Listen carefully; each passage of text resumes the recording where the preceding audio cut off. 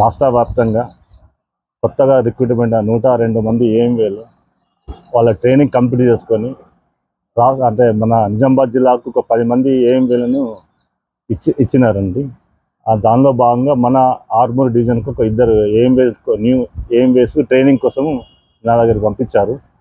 అందులో భాగంగా ఈరోజు ఉదయం మన అంబేద్కర్ చౌరస్తా ఆర్మూర్ బస్టాండ్ దగ్గర చెక్కింగ్ చేయడం జరిగింది. అందులో ఇర్రెగ్యులేటర్స్, ఎంబీఏ యాక్ట్ ఇర్రెగ్యులేటర్స్ ఉన్న ఒక 4 వెహికల్స్ సీజ్ చేయడం జరిగింది.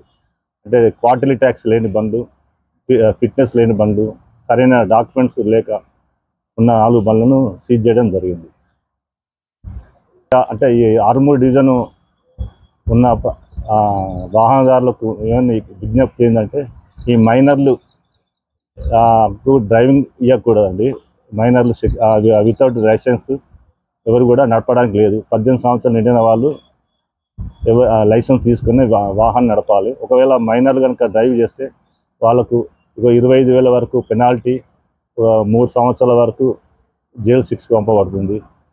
వాళ్ళకు కూడా 22 ఇయర్స్ వరకు వాళ్ళకు లైసెన్స్ రాకుండా కూడా చేస్తారండి.